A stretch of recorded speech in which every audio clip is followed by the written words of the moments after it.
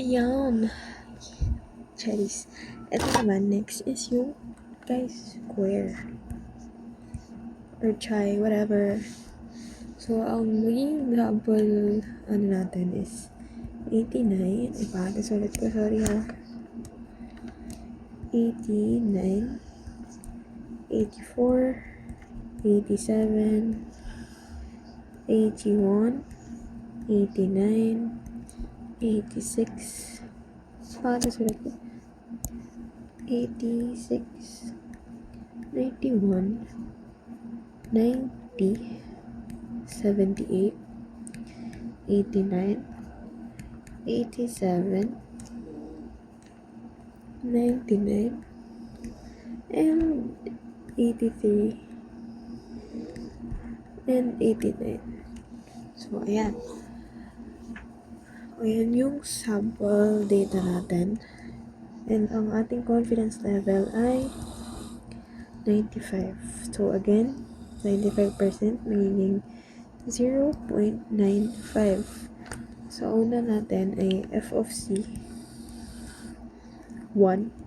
Ayan. F of c 1. And is equals to 1 over 2. Ganun lang ulit para sa test. 1 over 2, 1 minus the confidence level. 1 over 2, 1 minus confidence natin is 0.95. Pag ginumpit natin yan, ang magiging answer ay 0.025. Again, ayan, tandaan natin. Yan. Next, dito lang sa chi or chi-square, dalawa siya. C1 and C2. So, ayan, f of C2 is equals to 1 over 2, open, 1, this time, plus siya, plus the confidence level. So, ayan, equals 1 over 2, open, 1, plus the confidence level again, 0.95. Nagiging answer natin ay 0.75.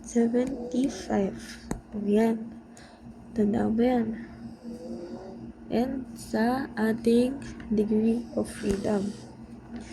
Again, yung degree of freedom, yan, is n minus 1 lang. So, kung ano yung total ng ating data here, ayun po yung n. So, alam ba yan? 1, 2, 3, 4, 5, 6, 7, 8, 9, 10, 11, 12, 13, 14. Magiging 14 minus 1. 14 minus 1 is 13. So, itong 13, kunin natin yung C1 at C2. Para makuha yung C1, kunin natin yung value dito, 0.025, saka yung value dito. Hanapin natin siya sa chi-square distribution. O, ayan, 13. Ano ba yung value kanina? 0.25. 13. O, bala mo yung value niya is 5.01. Yan, 5.01. O, yung C2 naman. Again, kunin natin yung sa degree of freedom. And yung C2 natin dito is 0.75. O, ayan, 13. 0.75. Dahil hindi natin makukuha yung wala namang 75 dyan, 0.075, kukunin natin yung closest number. Bale, magiging, ang kukunin natin ay 0.975. Magiging 24.74. Ayan. Dahil nakuha natin yung C1 saka C2, ito na tayo sa kabila. Malaki pala na sulat ko. So, ayan. Ito naman, n. Ito yung n natin. Again, yung n is yung total number ng ating data. N minus 1, close parenthesis, and the variance. Yun yung variance natin. So, i-compute mo muna yung variance. Bale, ayan.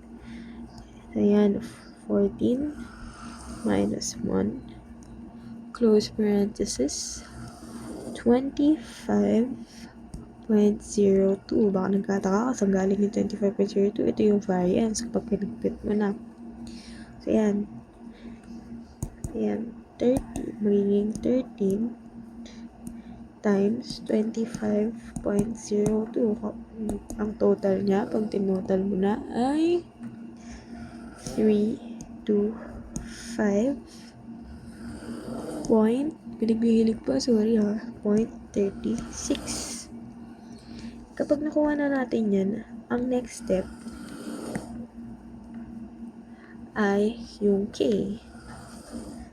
Oh my god, wala tayong space. Shit. Dito na lang. Liit ako na lang. So, yan. Dahil yung sa chi-square, dalawa siya. Yung K natin is K1 is equals to n minus 1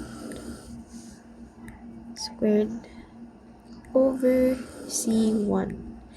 Kung confused ka na ngayon, this one is ito lang ilalagay mo dyan.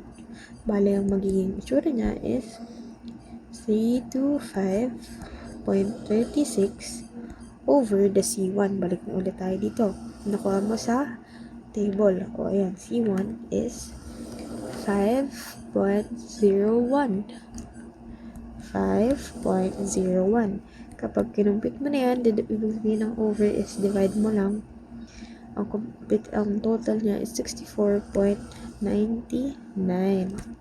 So, ito na yung total ng K1 natin. So, sa K2, ganun lang din. Bale, sa K2, ganun lang din. K2 is equals to, yan. Yung nakuha natin kanina ulit, over C, per this time, over C2. So, 325.36 divided by, ano ba yung C2 natin kanina? 24.77, tama ba? 77.74. 24.74. Pag in-equals mo siya, ang total ay 13.16. Ito na yung K2. O, pag nakuha mo na yan, K1, K2. Dito na tayo sa last step. Yung last step, madali na lang siya. Confidence level. Ayan. Hindi ko alam kung symbol yan. K2 less than or equals to variance less than or equals to K1. Tapos ganyan na lang ulit. Bali magiging itsura niya is confidence level. Ay, mali pala. Yung confidence level natin ay 0.95. 95 lang pala. 95. Ganyan. K2 is 13.16 less than or equals to variance less than or equals to K1 64.99 and then ganyan. This will be our final answer.